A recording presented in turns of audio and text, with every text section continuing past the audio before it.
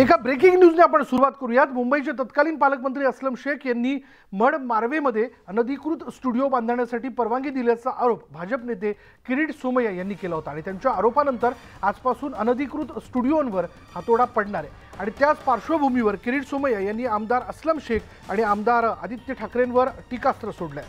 ठाकरे सरकारच्या काळात माफियांचं राज्य होतं। अस्लम शेख आणि आदित्य ठाकरेंच्या कृपेने 2021 साली डझनभर अनधिकृत स्टुडिओ मडमध्ये उभारण्यात आले। 25 आणि 50,000 स्क्वेअर फुटाच्या स्टुडिओंना आदित्य ठाकरेंच्या मंत्रालयाने परवानगी दिली होती। उद्धव ठाकरेंच्या नेतृत्वाखाली मुंबई महापालिकेने आओ जाओ राज तुम्हारा असं चालवलं होतं।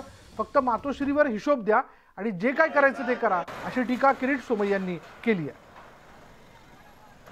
याविषयी आपण बोलणार आहोत। आमचे प्रतिनिधी तुषार रुपनवर आता एक क्षणाला आपल्या बरोबर आहेत। तुषार, काय अपडेट?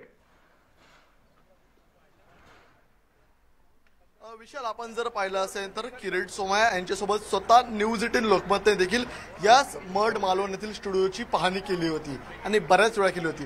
तुम्ही माझ्या डाव्या बाजूला पहा, त्या ठिकाणी आता हे स्टुडिओ पाडण्याचं काम सुरू झालंय आणि यामागे गेल्या अनेक दिवसांपासून फॉलोअप सुरू होता, अर्थात किरीट सोमय्या यांचा। आपल्यासोबत बोलण्यासाठी स्वतः किरीट सोमय्या आहेत। सोमय्या सर, काय सांगाल?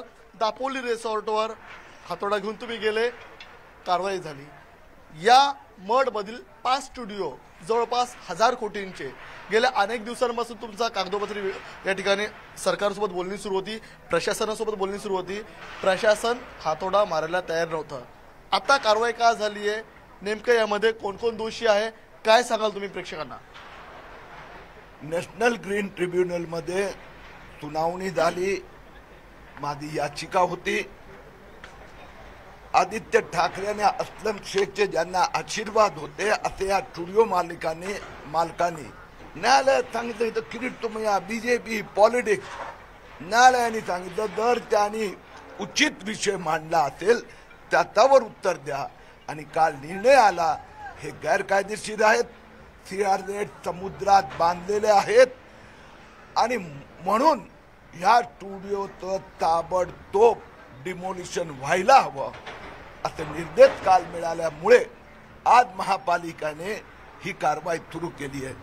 मुंबई महापालिका आयुक्त इक्बाल चहलता आज पण हे तोडकाम करू इच्छित नव्हते पुढच्या आठवड्यात, पण शेवटी मी सांगितलं तुम्ही नाही केलं तर मी तुमच्या विरोधात न्यायालयात जाणार, म्हणून हे तोडकाम सुरू झालं।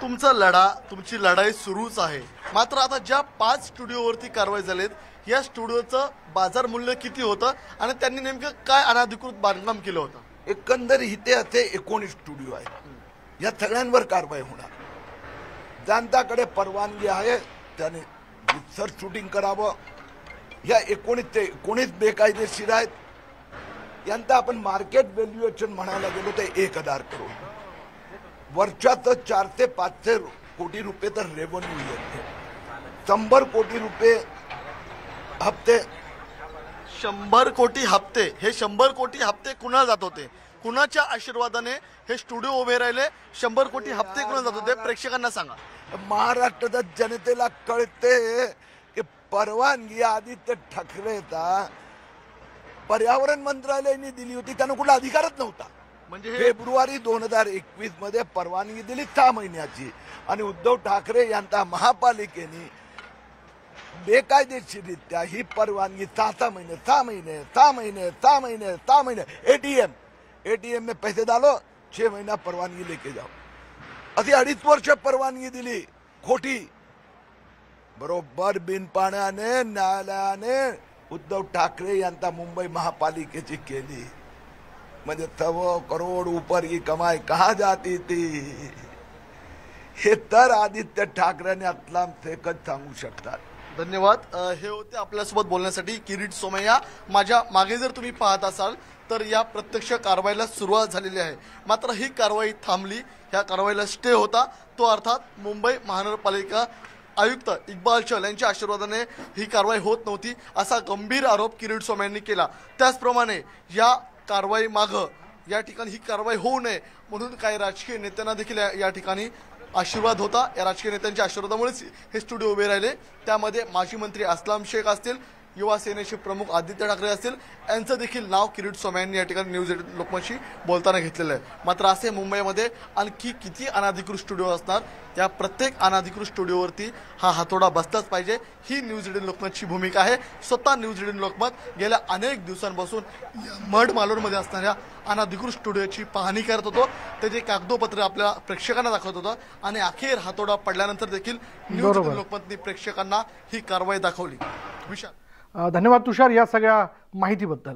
तर अखेर मडमधल्या या अनधिकृत स्टुडिओवरती हातोडा पडल्याचं आपण पाहतोय. पुढे पाहूयात पुण्यामध्ये पालकमंत्री चंद्रकांत पाटील आणि कोथरूडच्या माजी आमदार मेधा कुलकर्णी आमने सामने येण्याची चिन्ह आहेत. कारण पौड फाटा ते बालभारती या प्रस्तावित टेकडी फोड रस्त्याला भाजपच्याच माजी आमदार मेधा कुलकर्णी यांनी तीव्र विरोध दर्शवला आहे. एकतर गरज नसताना या रस्त्याचा घाट घातला जात असून त्यासाठी अंदाजे 3000 झाडं तोडावी लागणार आहेत.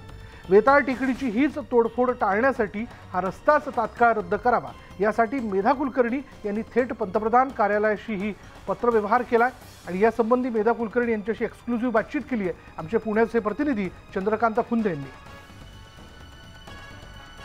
त्या रस्त्याला विरोध केलाय तसं भाजपच्या माजी आमदार मेधाताई कुलकर्णी यांनी. आपण त्यांनाच विचारूया, ताई मला सांगा तुम्ही विरोध कशासाठी केलाय? कारण भाजपनेच प्रस्ताव दिलेला आहे सगळ्या रस्त्यांचं. असं आहे की एखादा रस्ता करण्यापूर्वी ट्रॅफिक त्या रस्त्याचा वापर करणार आहे का ह्याचा काहीतरी थोडासा अभ्यास व्हायला पाहिजे होता प्रशासनाकडनं, असं मला वाटतं. बरं, तुम्ही नाही केला अभ्यास ट्रॅफिकचा, तर ज्या एक्सपर्टनी केलाय त्यांचं वाचा तरी.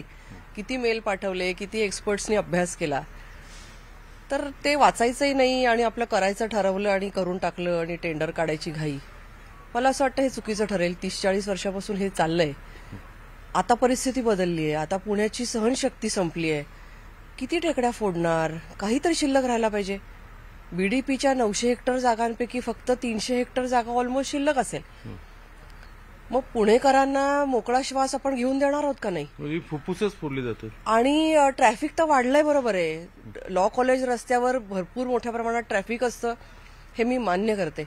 परंतु ते ट्रॅफिक पौडफाट्यावरनं निघतं आणि बालभारतीच्या इथं उतरतं, हे कोणी सांगितलं? किती झाडं तोडली जाणार आहेत ह्याचे वेगवेगळे आकडे येत आहेत.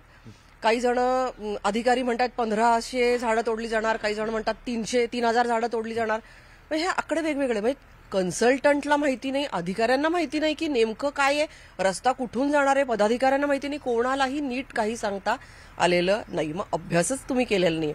ज्यांनी अभ्यास केला त्यांचं तुम्ही वाचलंही नाही आणि तुम्ही घाई करता. व्हिडिओ जर्नलिस्ट गणेश कदमसह चंद्रकांत खुंदे, न्यूज 18 लोकमत, पुणे. पुण्यातील पौड रोड ते बालभारती रस्त्याला आपण